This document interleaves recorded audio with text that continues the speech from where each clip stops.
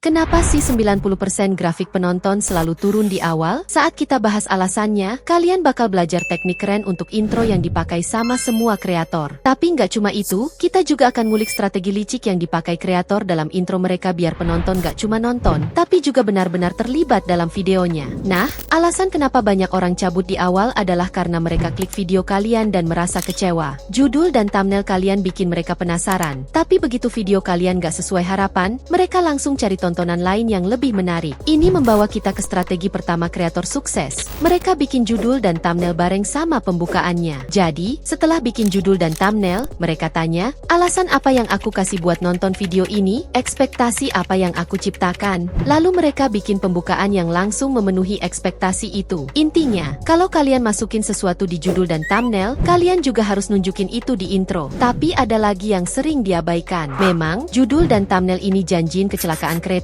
Tapi apalagi yang dijanjiin? Perasaan apa yang dijanjiin? Aksi. Sekarang lihat ini.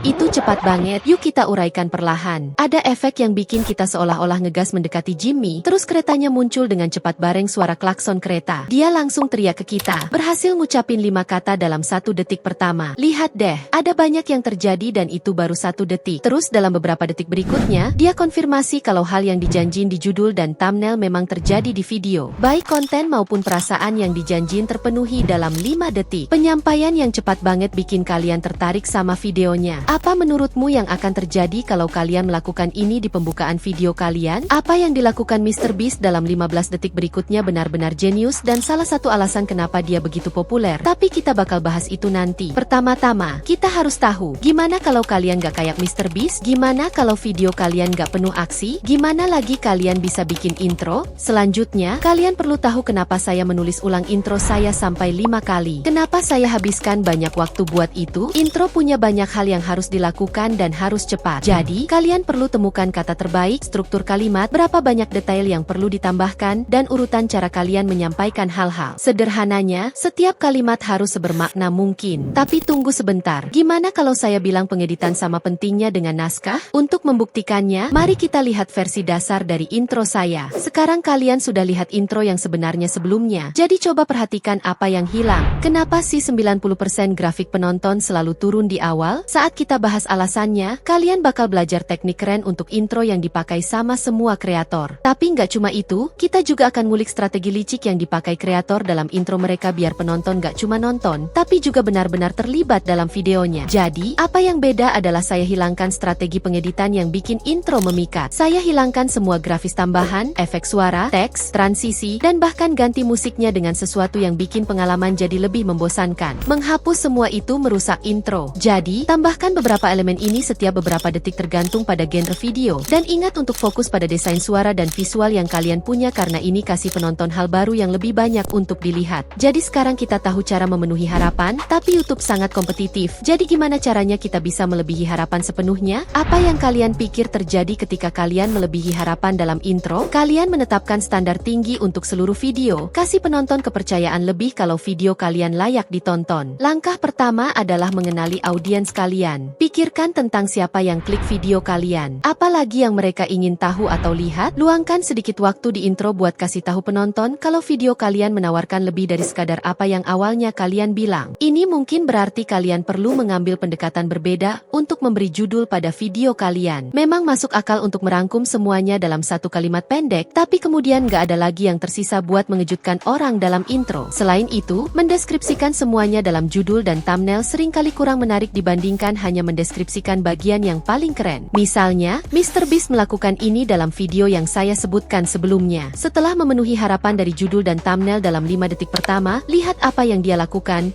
We're also crashing countless cars, blowing up thousands of sticks of real dynamite, and even putting 10 jet engines on a car, just to show you the most insane experiments of all time. Starting with filling a house with over 100,000 fireworks.